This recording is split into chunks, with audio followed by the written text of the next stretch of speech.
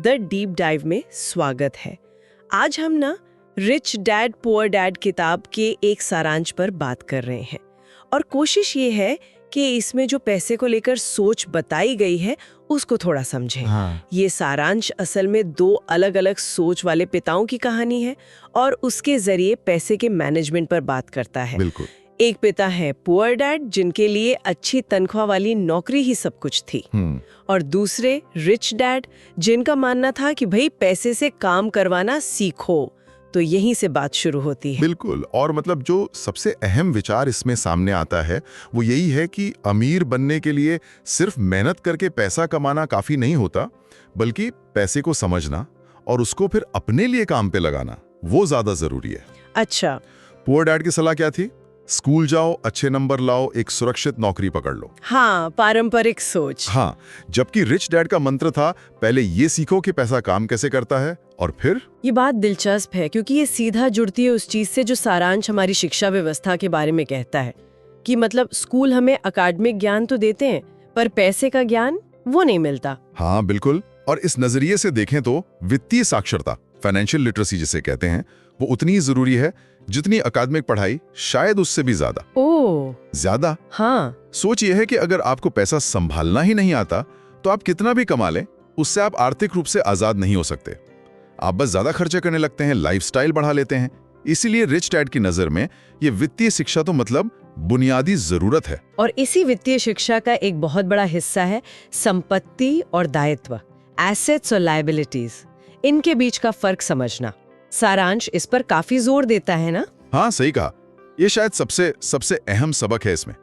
सीधी सी भाषा में समझे तो संपत्ति वो है जो आपकी जेब में पैसा डाले। ठीक है। हाँ, जैसे मान लीजिए आपने कोई प्रॉपर्टी किराए पर दी है या स्टॉक से डिविडेंड आ रहा है, और वहीं दूसरी तरफ दायित्व, वो आपकी जेब से पैसा निकालता है। जैसे आपके होम लोन की किश्तें, कार का लोन, क्रेडिट कार्ड का बिल, ये सब। तो मूल विचार ये है कि अमीर लोग जो हैं वो लगातार संपत्ति बनाने पर फोकस करते हैं, एसेट एक्यूमुलेशन, जबकि मिडिल क्लास और गरीब लोग अक्सर दायित्व खरीदते रहते हैं। और कई बार तो वो सोचते हैं कि वो संपत्ति ले रहे हैं। अच्छा। जैसे एक बड़ा महंगा घर ले लिया लोन पर, अब उसकी ईएमआई जा रही है, मेंटेनेंस का खर्चा है, तो वो असल में पैसा निकाल रहा है जेब से। वो संपत्ति नहीं, दायित्व है। ओह, ये तो सोचने वाली बात है।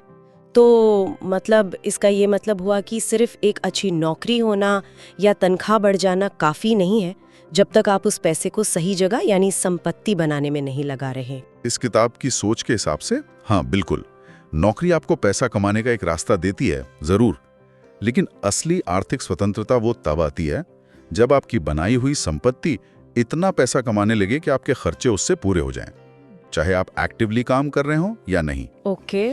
इसीलिए तो खुद का बिजनेस शुरू करने या इन्वेस्ट करने पर इतना जोर दिया गया है सारांश में, क्योंकि वो आपको मालिक बनाता है, सिर्फ एक कर्मचारी नहीं।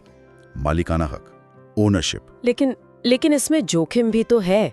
अपना पैसा लगाना बिजनेस में या निवेश में, पैसा डूबने का डर भी तो होता है लोगों को।